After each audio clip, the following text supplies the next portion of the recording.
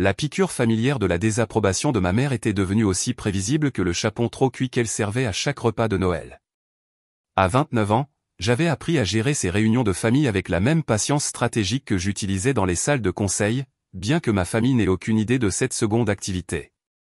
Chloé a toujours été une rêveuse, annonça maman aux parents assemblés, sa voix prenant ce ton particulier qu'elle réservait pour discuter de mes échecs perçus. Elle joue toujours à s'habiller avec ses tailleurs chers, en prétendant être quelqu'un d'important. Elle fit un geste dédaigneux vers mon blazer Dior sur mesure. Alors qu'en réalité, elle ne fait que compter l'argent des autres dans cette petite banque de quartier. Oncle Richard gloussa, découpant son chapon avec une précision théâtrale. Il n'y a rien de mal à un travail honnête, Martine. Tout le monde ne peut pas être un vrai dirigeant comme notre Damien. Il fit un signe de tête vers mon frère, l'enfant prodige, qui se pavanait sous cette attention en ajustant sa cravate de grand magasin. Ma sœur cadette, Élise, eut un sourire narquois de l'autre côté de la table. Vous vous souvenez quand elle jouait à la femme d'affaires avec la vieille mallette de maman? Certaines choses ne changent jamais.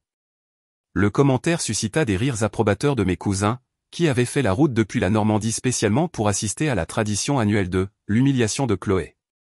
Je sirotai mon vin, observant calmement la dynamique familière se dérouler. 25 ans de dîner de famille m'avaient appris exactement quand parler et quand garder le silence. C'était clairement un moment de silence. Les tailleurs deviennent plus chers, cependant, observa tante Lydie, la sœur de mon père, qui s'était autoproclamée la police de la mode de la famille. Où une guichetière de banque trouve-t-elle de l'argent pour du Dior? Les cartes de crédit sont encore au maximum. Papa se pencha en arrière sur sa chaise, sa déception rayonnant à travers la salle à manger comme la chaleur de la cheminée. C'est ce qui m'inquiète. Elle vit au-dessus de ses moyens, comme toujours. Chloé, tu dois te rendre à l'évidence. Tu as 29 ans. Il est temps d'arrêter de faire semblant et de commencer à accepter la réalité. Quelle réalité, papa? Demandai-je doucement, sincèrement curieuse de connaître son point de vue. Tu travailles dans une banque de quartier à la Courneuve. Tu traites les dépôts et encaisses les chèques. C'est un travail honnête, mais ce n'est pas, il fit un vague geste vers ma tenue. Cette version fantasmée de toi-même que tu t'obstines à présenter au monde. Mon frère Damien hocha la tête d'un air sage, comme s'il avait atteint une profonde sagesse au cours de ses 32 années en tant que cadre intermédiaire dans une compagnie d'assurance. C'est exact. Il y a de la dignité à accepter qui l'on est. Tout le monde ne peut pas être dans la haute finance. Plus tôt tu arrêteras de faire semblant, plus tu seras heureuse. L'ironie ne m'échappa pas. L'idée que Damien se faisait de la haute finance consistait à traiter des déclarations de sinistres pour des accrochages. Mais le lui faire remarquer n'aurait fait qu'envenimer la situation. À la place, je souris et pris une autre bouchée de la farce agressivement assaisonnée de maman. Et regarde cet appartement que tu loues dans le Triangle d'Or, continua Élise en montrant des photos sur son téléphone. Le loyer seul doit engloutir tout ton salaire. Ce n'est tout simplement pas viable, Chloé. Tu ne peux pas continuer à vivre ce mensonge. Cousin Mathieu, tout juste sorti de sa 2e année d'études de commerce dans une université de province, décida d'offrir son expertise. Mon professeur dit que les gens qui vivent au-dessus de leurs moyens ont généralement des problèmes psychologiques plus profonds. C'est lié à l'insécurité et au besoin de validation externe. Exactement, intervint maman, sa voix prenant de l'ampleur comme un train de marchandises. Tous ces déguisements, l'appartement cher, cette voiture de luxe que tu loues. Tout ça, c'est une compensation pour un sentiment d'inadéquation. Ma chérie, il n'y a rien de mal à être ordinaire. Ce qui était drôle, c'est qu'elle n'avait pas entièrement tort concernant la compensation. Mes choix de vie étaient en effet soigneusement calculés, mais pas pour les raisons qu'elle imaginait. Chaque tailleur, chaque adresse, chaque véhicule était sélectionné pour projeter une image spécifique à des publics spécifiques. Le fait que cela irrite aussi ma famille n'était qu'un effet secondaire amusant. Oncle Richard leva son verre de vin avec une fausse solennité. À la santé de Chloé, qui accepte enfin qu'elle n'est pas destinée à la défense. Et qui trouve le contentement à la Courneuve. La table éclata de rires approbateurs et de verres levés. Même mon neveu adolescent, Jules, qui évitait habituellement les drames familiaux, ricana derrière son téléphone. Vous savez ce que j'ai entendu? Tante Lydie se pencha en avant d'un air conspirateur. Cette banque de quartier où elle travaille va probablement être rachetée par l'une des grandes chaînes. Elle aura de la chance de garder son poste de guichetière quand ça arrivera. Mon estomac se serra légèrement. Non pas à cause d'une quelconque insécurité professionnelle, les ragots de Lydie étaient, comme à son habitude, inexacts, parce que la fusion à laquelle elle faisait référence était en fait sous ma supervision directe. L'ironie de la situation était presque trop parfaite. C'est quelle banque, déjà, demanda la cousine Pauline, qui travaillait dans la vente au détail mais se positionnait toujours comme l'experte familiale pour tout ce qui touchait à la finance. Le Crédit Populaire de la Courneuve, répondit maman avec une légère grimace, comme si le nom lui-même la embarrassait. Un de ces minuscules établissements de quartier qui tiennent à peine le coup. Ils n'ont probablement même pas les moyens d'avoir une sécurité adéquate. Damien hocha la tête d'un air entendu. Ces petites banques sont des dinosaures. Elles seront toutes avalées par BNP Paribas ou la Société Générale tôt ou tard. Chloé, tu devrais vraiment commencer à chercher quelque chose de plus stable. Peut-être le service client dans une plus grande entreprise. Je posais ma fourchette avec précaution, en maintenant l'expression sereine que j'avais perfectionnée au fil d'années de négociations d'offres publiques d'achat hostiles. Tu penses que je devrais quitter complètement le secteur bancaire? Ma chérie, tu n'es pas vraiment dans le secteur bancaire, corrigea maman gentiment, son ton suggérant qu'elle essayait de ménager mes sentiments. Tu travailles dans une banque. Il y a une différence. La vraie banque, ça se passe à la Défense, avec des gens qui sont sortis des grandes écoles et qui ont de vrais diplômes en finance. Maman a raison, intervint Élise. Tu as étudié l'histoire de l'art à l'université. Ce n'est pas exactement le profil pour Rothschild et compagnie, le commentaire attira des hochements de tête approbateurs autour de la table. La référence à Rothschild et Co me fit presque sourire. Si seulement Élise savait combien de fois j'avais franchi ces portes en verre familières sur l'avenue Charles de Gaulle, combien de fois je m'étais assise dans des salles de conférence au 43e étage pour discuter d'affaires de plusieurs milliards d'euros en sirotant un café dans des tasses portant ce logo si distinctif.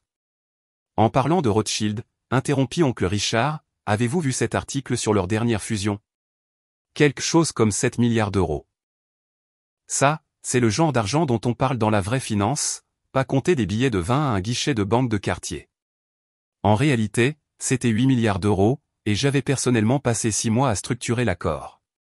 Mais corriger Richard aurait nécessité des explications que je n'étais pas prête à fournir. À la place, je hochai poliment la tête et me servis de la sauce aux érelles. Les tailleurs sont vraiment magnifiquement coupés, cependant, admit la cousine Pauline avec une admiration réticente. Où est-ce que tu fais tes achats? Je veux dire, avant que tu doives commencer à budgétiser de manière plus réaliste. À divers endroits, répondis-je vaguement. La vérité était que la plupart de ma garde-robe professionnelle provenait d'un styliste personnel qui comprenait les exigences spécifiques des présentations à la haute direction et des dîners avec les clients. Mais ce niveau de détail n'aurait fait qu'alimenter davantage de spéculations sur ma supposée irresponsabilité financière. Papa se racla la gorge, se préparant à ce que je reconnus comme son traditionnel sermon de Noël. Chloé, ta mère et moi avons discuté. Nous nous inquiétons pour ton avenir. Ce style de vie fantasmé n'est pas viable. Tu dois commencer à prendre des décisions pratiques. Quel genre de décision, demandai-je, sincèrement curieuse de connaître leurs recommandations. Reviens t'installer définitivement à la Courneuve. Trouve un bel appartement que tu peux vraiment te permettre. Peut-être rencontrer quelqu'un qui travaille dans un domaine similaire, un autre employé de banque ou un comptable, quelqu'un de réaliste quant aux attentes de la vie. La suggestion que je devrais fréquenter quelqu'un de ma classe socio-économique perçue était particulièrement amusante, considérant que ma dernière relation était avec un juge de la Cour de cassation qui avait finalement trouvé mon emploi du temps trop exigeant. Mais expliquer cela aurait nécessité de révéler des détails sur les raisons pour lesquelles Léo Magistrat et moi fréquentions les mêmes cercles professionnels. Et arrête de porter ces tailleurs chers pour un travail de guichetière, ajouta maman. Ça met tes collègues mal à l'aise. Habille-toi de manière appropriée pour ton poste. Élise se pencha en avant avec une excitation soudaine. Oh, en parlant de poste, devinez qui a été promue directrice adjointe dans son agence de marketing. Elle fit une pause dramatique. Moi. Le salaire de départ est de 45 000 euros, plus les avantages. La table éclata en félicitations et en éloges pour la réussite d'Élise. Je souris sincèrement, heureuse de voir ma sœur progresser dans sa carrière, même si la comparaison implicite pesait lourdement dans l'air. Voilà un progrès réaliste, rayonna papa. Gravir les échelons par le travail acharné et des attentes appropriées. Chloé, Tu pourrais apprendre quelque chose de l'approche de ta sœur. Oncle Richard leva à nouveau son verre. À Élise. Enfin, un exemple de véritable succès dans la famille. Alors qu'il portait un toast à la promotion d'Élise, mon téléphone se mit à vibrer contre ma jambe. Je jetai un coup d'œil discret à l'écran et vis l'identifiant de l'appelant distinctif qui provoquait toujours une petite décharge d'adrénaline dans mon système, même après 3 ans à ce poste. « Excusez-moi », dis-je doucement en commençant à me lever de table. « Oh non », la voix de maman se fit plus sèche. « Absolument pas. Nous sommes en plein dîner de famille. Quelle que soit l'urgence de service client que tu penses avoir, elle peut attendre jusqu'à demain. Chloé pense toujours que son petit travail à la banque est si important, rit le cousin Mathieu, comme si quelqu'un avait désespérément besoin de déposer l'argent de ses courses maintenant. Le téléphone continua de vibrer avec insistance. Je pouvais voir le voyant de notification clignoter à travers la poche de ma veste, et je savais par expérience que lorsque ce numéro particulier appelait en dehors des heures de bureau, la conversation n'était pas optionnelle. « C'est peut-être important », dis-je calmement. « Plus important que la famille. » La question de papa portait le poids de 29 ans de culpabilité soigneusement orchestrée. La vibration s'arrêta, puis reprit immédiatement. Le même identifiant d'appelant. Élise eut un sourire narquois. « Laisse-moi deviner. Quelqu'un a besoin du solde de son compte. Affaire bancaire super urgente. » Avant que je puisse répondre, la vibration cessa de nouveau, remplacée par le carillon distinct d'un message texte. Puis un autre. Puis un troisième en succession rapide. Oncle Richard rit. Probablement des appels indésirables. Tu sais comment ces escrocs ciblent les employés de banque, pensant qu'ils sont crédules en matière financière. Le téléphone se remit à vibrer. 4e appel en 2 minutes. Je me levai lentement, ma décision prise. Je dois vraiment prendre cet appel. Chloé. La voix de maman portait ce ton d'avertissement particulier dont je me souvenais de mon enfance. Assieds-toi. Arrête de faire des histoires à propos de ton travail au SMIC. Mon téléphone resta silencieux pendant exactement 10 secondes, puis éclata dans la séquence rapide spécifique qui indiquait un protocole d'urgence en escalade. Même à travers le tissu de ma veste, le son était indubitablement urgent. Je m'excuse, dis-je, me dirigeant déjà vers la cuisine pour plus d'intimité. Mais ça ne peut vraiment pas attendre. Les murmures désapprobateurs me suivirent alors que je franchissais le seuil, sortant mon téléphone et vérifiant une dernière fois l'identifiant de l'appelant. C'était le même numéro qui essayait de me joindre, le numéro de l'assistante de direction de Rothschild & Co qui coordonnait mon emploi du temps et gérait mes communications les plus sensibles. Je fis glisser mon doigt pour répondre juste au moment où la conversation dans la salle à manger reprenait derrière moi, se concentrant maintenant sur ma grossièreté perçue et mes priorités mal placées. « Directrice Dubois », dit la voix familière de Jeanne, mon assistante, son ton empreint de l'urgence particulière réservée à une véritable crise. « Je suis désolé d'interrompre vos vacances, mais nous avons une situation qui requiert une attention immédiate. »« Quel est le problème ?» demandai-je doucement, m'avançant plus loin dans la cuisine pour assurer la confidentialité. « La fusion Medico-Rossi. L'autorité de régulation italienne vient d'annoncer qu'elle accélère son calendrier d'examen. Ils veulent la documentation finale pour lundi matin, heure de Milan, ce qui signifie que nous avons besoin de votre approbation sur les termes restructurés pour demain soir au plus tard. » Je fermai les yeux, passant en revue les implications. L'accord Medico-Rossi était une fusion pharmaceutique de 8 milliards d'euros qui était en préparation depuis 18 mois. En tant que directrice générale principale, mon approbation était requise pour toute modification structurelle de l'accord. De quel genre de restructuration parlons-nous, demandai-je. Les Italiens veulent que les droits de distribution européens soient détenus par une filiale plutôt que par la société mère. Le service juridique dit que c'est faisable, mais cela modifie la répartition de la dette d'environ 350 millions d'euros. J'ai besoin de votre accord avant que nous puissions avancer. Depuis la salle à manger, j'entendais la conversation de ma famille se poursuivre, ponctuée de rires occasionnels à ce que je supposais être des commentaires supplémentaires sur ma mystérieuse urgence bancaire. « Êtes-vous en mesure d'accéder aux documents depuis votre emplacement actuel ?» demanda Jeanne. « Je peux demander aux associés principaux de vous expliquer les changements par vidéoconférence sécurisée. » Je jetai un coup d'œil en arrière vers la salle à manger, où ma famille était sans doute en train d'élaborer de nouvelles théories sur mon sens de l'importance de mesurer. « Oui, je peux tout examiner. Organisez l'appel pour dans 1 heure. » Parfait. Je vais mettre en conférence Marc et Jennifer de l'équipe juridique, ainsi qu'Alessandro de notre bureau de Milan pour expliquer les exigences réglementaires. Dois-je envoyer les termes modifiés à votre adresse électronique sécurisée? Oui, et Jeanne, merci de gérer cela efficacement. Je sais que tout le monde préférerait être avec sa famille aujourd'hui. Bien sûr, directrice Dubois. L'équipe comprend à quel point ce délai est critique. J'envoie le lien de la réunion maintenant. Je terminai l'appel et restai silencieuse dans la cuisine un instant, traitant le passage de la dynamique du dîner de famille à la gestion de crise de fusion. Ce genre de changement de vitesse mentale rapide était devenu une seconde nature au fil des ans, mais le contraste était toujours saisissant. Quand je retournai dans la salle à manger, la conversation s'arrêta et tout le monde se tourna pour me regarder avec attente. « Tout va bien ?» demanda papa avec une préoccupation exagérée. « J'espère que le solde du compte de personne ne cause une urgence nationale. » Le commentaire fit rire mes cousins. Je souris et repris ma place. Juste des choses du travail. Rien qui ne puisse être géré. Vous voyez, dit maman triomphalement. Ce n'est jamais vraiment une urgence. Chloé aime juste se sentir importante. Élise se pencha en avant avec une fausse gravité. Laisse-moi deviner. Quelqu'un avait besoin de savoir si son virement automatique était passé. Situation bancaire de code rouge. Quelque chose comme ça, répondis-je en prenant une gorgée de vin. Oncle Richard secoua la tête avec amusement. Tu sais, Chloé, la plupart des gens qui travaillent dans le service client comprennent que le travail reste au travail. Les limites professionnelles sont importantes. L'ironie de recevoir une leçon sur les limites professionnelles de la part de quelqu'un qui vendait des voitures d'occasion ne m'échappa pas, mais je hochai simplement la tête d'un air consentant.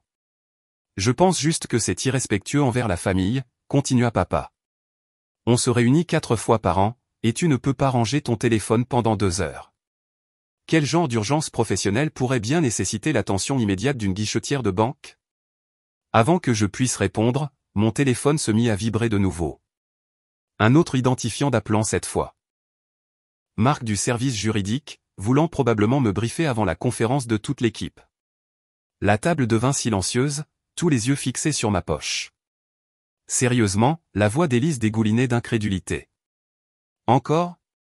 Je jetai un œil à l'identifiant. Marc n'appellerait pas à moins que Jeanne ait spécifiquement demandé un briefing préliminaire, ce qui signifiait que les complications juridiques étaient plus complexes que prévu. Je devrais probablement, commençai-je. Non, la voix de papa était ferme. Absolument pas. Je me fiche que la banque soit en train de se faire braquer. Le dîner d'abord, le faux travail ensuite. Le téléphone continua de vibrer avec insistance. Maman tendit la main sur la table et posa la sienne sur la mienne. Ma chérie, écoute-moi. C'est exactement le genre de comportement qui fait penser aux gens que tu es instable. Les employés normaux ne reçoivent pas d'appels urgents pendant le dîner de Noël. Tu n'es pas la présidente directrice générale de Rothschild et compagnie, le téléphone se tut. C'est peut-être son manager qui appelle, suggéra la cousine Pauline, tu sais, pour la virer pour manque de fiabilité. Ce n'est pas drôle, gronda maman, bien que son ton suggère qu'elle trouvait cela un peu drôle. Chloé a ce travail depuis 3 ans. Ils ne vont pas la virer pour être dévoués. Dévouée à l'excès, observa oncle Richard. Il y a une différence entre l'éthique de travail et la folie des grandeurs. Mon téléphone vibra une fois pour un message texte. Je pouvais voir une partie de la notification en aperçu, directrice Dubois, la réglementation italienne. Le message était coupé, mais je pouvais deviner le contenu. Plus de complications avec le calendrier. Plus de variables nécessitant une attention immédiate. Qu'est-ce que ça dit? Demanda Jules, mon neveu, se penchant avec une curiosité d'adolescent. Rien d'important, répondis-je en posant le téléphone face contre table. Probablement une alerte de vente privée, suggéra Élise. Vous connaissez Chloé et sa dépendance au shopping. La conversation dériva vers d'autres sujets, la promotion d'Élise, les prochaines vacances de Damien, les drames du club de bridge de maman, pendant que je calculais mentalement les délais. Si les régulateurs italiens accéléraient leur examen, les répercussions s'étendraient au-delà de notre seule documentation. L'ensemble du calendrier de clôture devrait être ajusté, ce qui signifiait une coordination avec les équipes juridiques de 3 pays. Mon téléphone vibra de nouveau. Un autre texto, probablement de Jeanne avec le lien de la réunion sécurisée. Cette fois, Je n'y jetai même pas un coup d'œil, mais Élise remarqua le voyant de notification. Sérieusement, Chloé, éteins-le. Quelle que soit la crise que tu penses gérer, elle peut attendre jusqu'à demain. Ce n'est probablement même pas le travail, rit le cousin Mathieu. Peut-être qu'elle s'est abonnée à des bulletins d'information bancaire d'urgence ou quelque chose comme ça. Dernière minute, les taux d'intérêt restent inchangés. La table trouva cela hilarant. Même papa esquissa un sourire. Vous savez ce que je pense, tante Lydie posa son verre de vin avec autorité. Je pense que le téléphone de Chloé est configuré pour recevoir des notifications d'une application d'actualité financière, et elle prétend que ce sont des appels professionnels pour paraître importantes. Ça aurait du sens, en fait, approuva Damien d'un air songeur. Vous vous souvenez comment elle faisait semblant que ses professeurs d'université l'appelaient pour lui demander conseil? Je n'ai jamais fait ça, dis-je d'un ton neutre. Si, absolument, intervint Élise. En dernière année, tu as dit à tout le monde que ton professeur d'histoire de l'art voulait ton avis sur une acquisition de musée. Parce que c'était le cas. Chloé, aucun professeur d'université n'a besoin de l'avis d'un étudiant sur des affaires professionnelles de musée, expliqua maman patiemment. Tout comme aucune banque n'a besoin de l'avis d'une guichetière sur des décisions financières majeures. Mon téléphone vibra à nouveau. Plus longtemps cette fois. Définitivement un appel, pas un texto. Toute la table me dévisageait avec attente. Réponds, dit papa soudainement. Vas-y, montre-nous cette urgence bancaire incroyablement importante qui ne peut pas attendre demain. Son ton suggérait qu'il me mettait au défi, persuadé que je bluffais. La famille se pencha légèrement en avant, anticipant la révélation de quelques problèmes de service client banal qui avaient interrompu leur dîner. Je regardais l'identifiant de l'appelant. Jeanne, encore, ce qui signifiait que la situation avait probablement encore empiré. D'accord, dis-je calmement, en faisant glisser mon doigt pour répondre et en mettant le téléphone sur haut-parleur. Bonjour, directrice Dubois. La voix de Jeanne emplit la salle à manger, claire et professionnelle. Je m'excuse pour les interruptions continues, mais la situation médico-aussi est devenue plus complexe. L'autorité de régulation italienne exige une documentation supplémentaire qui aura un impact sur la restructuration de la dette dont nous avons discuté. La table devint complètement silencieuse. Je pouvais entendre le faible bruit de la respiration de mon père. Quel genre de documentation supplémentaire, demandai-je, ma voix passant inconsciemment au ton que j'utilisais pour les négociations à enjeux élevés. Ils veulent des projections détaillées pour la filiale de distribution européenne, y compris des prévisions de revenus sur 3 ans et des évaluations des risques. Le service juridique dit que cela nécessitera la contribution des bureaux de Londres et de Milan. J'ai Marc en attente pour vous expliquer les changements, et Alessandro est disponible pour les exigences réglementaires. Je sentais les yeux de ma famille sur moi, mais je me concentrais sur l'appel. Quel est notre délai de soumission? Lundi matin, heure de Milan, ce qui nous donne environ 60 heures, y compris le week-end. Je sais que ce n'est pas le moment idéal, mais le client insiste pour maintenir le calendrier de clôture. Compris. Organiser la conférence de toute l'équipe pour. Je regardais ma montre. Dans 2 heures. J'aurai besoin des termes modifiés, des exigences de dépôt réglementaire et d'un document d'information sur les préoccupations de l'autorité italienne. Déjà préparé et envoyé à votre adresse électronique sécurisée. J'enverrai le lien de la conférence dans les 10 prochaines minutes. Parfait.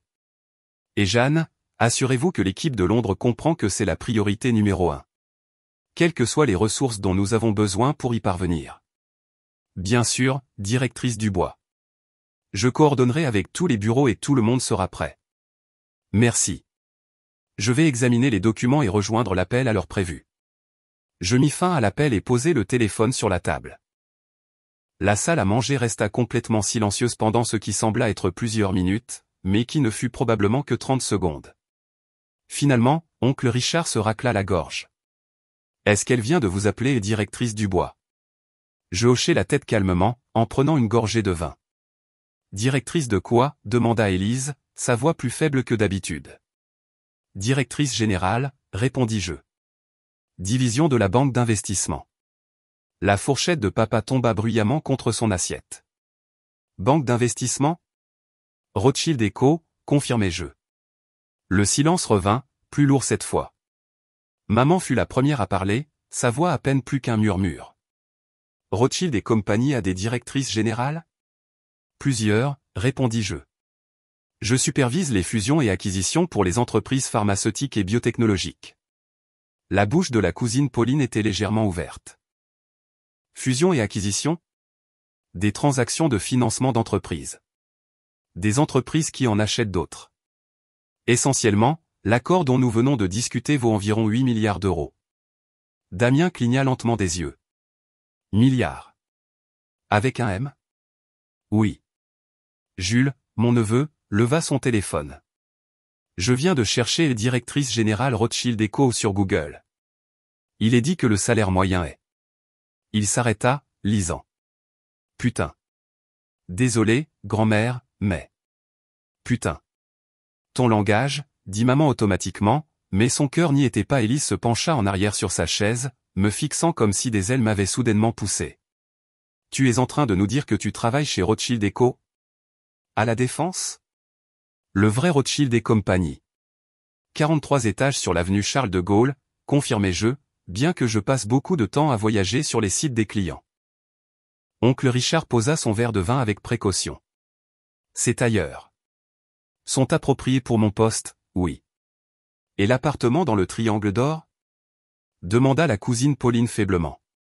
L'allocation de logement de l'entreprise en couvre la majeure partie, mais oui, c'est pratique d'être près du bureau. Tante Lydie secouait lentement la tête. Mais tu travailles au Crédit Populaire de la Courneuve. Nous savons que tu y travailles. Non, dis-je doucement. Vous avez supposé que j'y travaillais parce que je vous ai dit que je travaillais dans la banque, et que le Crédit Populaire était la seule banque à laquelle vous pouviez penser à la Courneuve. Je n'ai jamais dit à personne où je travaillais. Mais nous t'avons vu là-bas, retrouva sa voix papa. Élise t'a vu là-bas. Je me tournai vers ma sœur. Élise, où exactement m'as-tu vu? Le visage d'Élise devint pâle. Je t'ai vu sortir du bâtiment. Tu portais un tailleur, et tu avais l'air. Elle s'interrompit. Je sortais probablement d'une réunion. Rothschild envisage d'acquérir le Crédit Populaire dans le cadre d'une stratégie bancaire de quartier plus large. J'y suis allé plusieurs fois au cours de l'année écoulée pour des vérifications diligentes. L'information s'abattit sur la table comme une lourde couverture. Des vérifications diligentes? Répéta maman faiblement.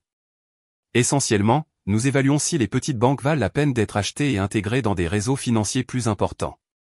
Le Crédit Populaire est, eh bien, c'est exactement ce que disait oncle Richard, une petite banque de quartier qui a du mal à être compétitive. Oncle Richard avait l'air d'être sur le point d'être malade. Tu vas virer tous ceux qui y travaillent. Nous allons optimiser les opérations, ce qui inclut malheureusement souvent des réductions d'effectifs. Ce n'est pas personnel. C'est de l'efficacité commerciale. Mon téléphone vibra avec un autre texto. Je le regardai rapidement. Le lien de la réunion. Je devrais probablement commencer à examiner la documentation, dis-je. Attends, dit papa avec urgence. Attends, juste. Explique-nous. Comment se fait-il que nous ne le savions pas? Je considérai attentivement la question. Vous n'avez jamais demandé. Vous avez fait des suppositions basées sur des informations limitées, et je n'ai jamais corrigé ces suppositions. Mais pourquoi? La voix de maman était plaintive. Pourquoi nous aurais-tu laissé penser que tu n'étais qu'une simple guichetière de banque? Parce qu'à chaque fois que j'essayais de parler de mon vrai travail, soit vous changiez de sujet, soit vous m'expliquiez pourquoi je mentais. C'est devenu plus facile de vous laisser croire ce que vous vouliez croire. Élise se pencha en avant. Mais nous sommes ta famille. Nous aurions été fiers de toi. Je la regardai droit dans les yeux. L'auriez-vous été? Ou auriez-vous trouvé de nouvelles raisons de me critiquer? Trop ambitieuse, trop concentrée sur l'argent, trop bien pour la famille. La question resta en suspens, sans réponse. Mon téléphone se remit à vibrer. Un vrai appel cette fois. Je dois vraiment prendre cet appel, dis-je en me levant. La situation réglementaire italienne est urgente, et 8 milliards d'euros d'argent de clients dépendent de notre capacité à la résoudre correctement. Alors que je me dirigeais vers la cuisine, j'entendis la voix du cousin Mathieu derrière moi. Est-ce qu'elle vient de dire 8 milliards d'euros? Directrice Dubois, répondis-je au téléphone. Chloé, c'est Marc du service juridique. Je voulais vous briefer avant l'appel de toute l'équipe. Les Italiens sont plus exigeants que nous ne le pensions initialement. Quel genre d'exigence? Ils veulent que la structure de la filiale inclue des dispositions de gouvernance spécifiques qui n'étaient pas dans l'accord initial. Cela va nécessiter une renégociation avec les deux parties. Je m'appuyais contre le comptoir de la cuisine, passant complètement en mode travail. Avons-nous un levier de négociation? Un peu. L'acheteur est plus motivé que le vendeur à ce stade, donc nous pourrions peut-être leur renvoyer la question de la gouvernance, mais cela va nécessiter une structuration créative. Envoyez-moi le libellé spécifique qu'il demande. Je l'examinerai avant l'appel, et nous pourrons discuter des options. C'est déjà dans votre boîte de réception. De plus, Jeanne voulait que je mentionne que Le Monde prévoit de publier un article sur la fusion dimanche. Il l'appelle l'un des plus grands accords pharmaceutiques de l'année. Espérons que nous aurons quelque chose de finalisé avant leur publication. Je préférerais ne pas lire sur nos échecs dans la section économie. Marc rit. Compris. On se voit à l'appel dans 1 heure. Je terminais la conversation et restais dans la cuisine un moment, organisant mentalement mon approche des défis réglementaires. À travers l'embrasure de la porte, j'entendais les voix de ma famille en conversation urgente et chuchotée. Lorsque je retournais dans la salle à manger, l'atmosphère avait complètement changé. Au lieu d'un amusement dédaigneux, je fus accueilli avec une attention prudente et quelque chose qui ressemblait presque à de la nervosité. « Tout va bien avec votre accord ?» demanda papa timidement. « Ça ira. Ces choses sont compliquées, mais c'est pour ça qu'on nous paie pour gérer les complications. » Maman se racla délicatement la gorge. « Chloé, ma chérie, à propos de ce que nous avons dit tout à l'heure. Vous avez dit ce que vous croyez être vrai sur la base des informations que vous aviez, répondis-je calmement. Aucune excuse n'est nécessaire. Mais nous aurions dû poser plus de questions, dit Élise. Nous aurions dû être plus encourageants. Je m'assis et lui souris. Vous étiez encourageant envers la personne que vous pensiez que j'étais. Ce n'est pas rien. Oncle Richard me regardait avec un malaise évident. Chloé, je te dois des excuses. Tous ces discours sur l'acceptation de la réalité. Tu donnais des conseils basés sur ce que tu comprenais de ma situation. Ce n'était pas un mauvais conseil pour une guichetière de banque. Mais tu n'es pas une guichetière de banque, dit-il doucement. Non, je ne le suis pas, tante Lydie se pencha en avant. Puis-je demander? Combien tu gagnes? Lydie, gronda maman. Ce n'est pas grave, dis-je. Le salaire de base est d'environ 350 000 €. Avec les bonus et la rémunération en actions, la rémunération annuelle totale se situe généralement entre 1 et 1,5 million d'euros, selon l'année. Le chiffre atterrit comme un coup physique. Plusieurs personnes reculèrent littéralement. Jules leva à nouveau son téléphone. Je regarde les appartements dans le triangle d'or. Pour ce genre d'argent, elle pourrait se permettre. Il fit défiler les annonces. À peu près n'importe quoi. L'allocation de logement de l'entreprise aide, confirmai-je. Rothschild prend assez bien soin de ses directeurs généraux. Damien secouait lentement la tête. 1,5 million. Dans une bonne année? Cette année s'annonce supérieure à la moyenne à cause de l'accord de 8 milliards d'euros, demanda la cousine Pauline. C'est l'une des nombreuses transactions majeures. Le secteur pharmaceutique a été très actif ces derniers temps. Maman me regardait comme si elle me voyait pour la première fois. Tu gères des accords de plusieurs milliards d'euros? Généralement plusieurs simultanément. Actuellement, je suis responsable principal de 4 accords allant de 2 à 12 milliards d'euros. Le Medicour aussi se situe dans la moyenne. 12 milliards, répéta papa faiblement. Mon téléphone vibra de nouveau. Cette fois, c'était une notification de calendrier. Conférence d'équipe dans 45 minutes. Je devrais probablement commencer à examiner la documentation, dis-je. Les changements réglementaires sont assez complexes. Bien sûr, dit maman rapidement. Tu devrais. Oui, bien sûr, renchérit papa. Je me levai, puis m'arrêtai. Merci pour le dîner.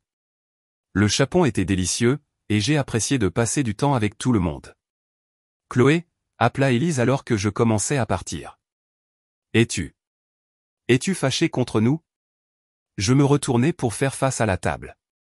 Non. Vous êtes ma famille, et je vous aime. Rien n'a changé à ce sujet. Mais nous avons été si horribles avec toi, dit tante Lydie. Tous ces commentaires sur tes tailleurs et ton appartement. Vous travaillez avec des informations incomplètes. Ça arrive. Viendras-tu, hésita maman. Viendras-tu toujours au dîner de Noël? Je souris. Je ne le manquerai pour rien au monde, même si je devrais peut-être prendre quelques appels professionnels. Bien sûr, dit papa rapidement. Tout ce dont tu as besoin pour ton travail. Alors que je rassemblais mes affaires, je pouvais les entendre reprendre leur conversation à voix basse et émerveillée. Des termes comme « directrice générale » et « accord de plusieurs milliards d'euros » flottaient depuis la porte alors que je prenais mon manteau. Avant de partir, je retournais une dernière fois dans la salle à manger. Je serai probablement au bureau demain pour travailler sur la situation italienne, mais j'appellerai maman dimanche pour prendre des nouvelles. Le bureau, répéta oncle Richard. Le bureau de Rothschild et compagnie, c'est vrai. À la Défense, ajouta-t-il, comme pour confirmer la réalité. Avenue Charles de Gaulle, en fait, mais c'est assez proche. Élise se leva soudainement et me serra fort dans ses bras. Je suis fière de toi, murmura-t-elle. Je suis désolé que ça m'ait pris si longtemps pour le dire. Merci, murmurai-je en retour. Ça compte beaucoup. Alors que je retournais vers le centre de Paris, mon téléphone sonna via le système Bluetooth de la voiture. La voix de Jeanne emplit le véhicule. Directrice Dubois, je voulais confirmer que vous aviez reçu les documents de la réunion. L'équipe est rassemblée et prête à commencer dès que vous le serez. Parfait. Je serai dans mon appartement dans 20 minutes.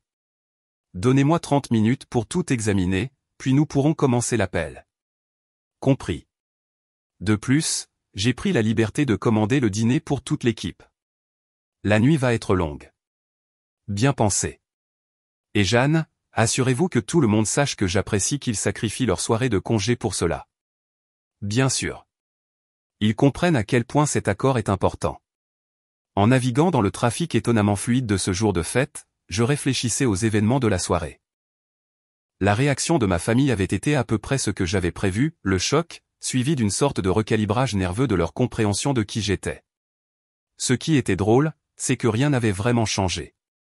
J'étais toujours la même personne qui s'était assise pour dîner 2 heures plus tôt. La seule différence était l'information, une information qui avait toujours été disponible s'ils avaient posé les bonnes questions. Au moment où j'atteignis mon immeuble, je changeais déjà mentalement de vitesse, passant de la dynamique familiale aux stratégies de conformité réglementaire. Le concierge me salua avec son professionnalisme habituel, et je pris l'ascenseur jusqu'au 34e étage, où mon bureau à domicile m'attendait avec ses multiples moniteurs et ses connexions réseau sécurisées. J'avais 45 minutes pour examiner une documentation juridique complexe et me préparer à une conférence téléphonique multijuridictionnelle qui déterminerait le sort d'une transaction de 8 milliards d'euros. C'était exactement le genre de défi pour lequel j'avais été formé, exactement le genre de pression sous laquelle je m'épanouissais. Alors que je m'installais dans mon fauteuil de bureau et ouvrais le premier document, mon téléphone sonna avec un texto d'Élise. Je n'arrive toujours pas à croire que ma sœur est directrice générale chez Rothschild et compagnie. Maman est en train de te chercher sur Google en ce moment. Je souris et mis le téléphone de côté. Il y aurait du temps pour les ajustements familiaux plus tard. Pour l'instant, j'avais du travail à faire. Les exigences réglementaires italiennes s'étalaient sur mon écran en un langage juridique dense, et je commençais le processus de traduction des demandes bureaucratiques en solutions commerciales exploitables. C'était ce que je faisais, ce en quoi j'étais vraiment doué, transformer des problèmes complexes en structures financières élégantes. Dans 6 heures, je serais en conférence téléphonique avec des avocats à Milan, des responsables de la conformité à Londres et des représentants de clients sur 3 fuseaux horaires, tous travaillant ensemble pour préserver un accord qui remodèlerait l'industrie pharmaceutique mondiale. Ma famille commençait à peine à comprendre que leur fille calme et bien habillée, qui ne parlait jamais de travail, était en fait l'une des personnes qui déplaçait des milliards d'euros à travers l'économie mondiale. Il leur faudrait du temps pour s'adapter à cette réalité. Mais pour l'instant, j'avais des exigences réglementaires à examiner et une fusion à sauver. Le reste pouvait attendre que nous ayons satisfait les autorités italiennes et conclu l'accord. Après tout, 8 milliards d'euros en dépendaient.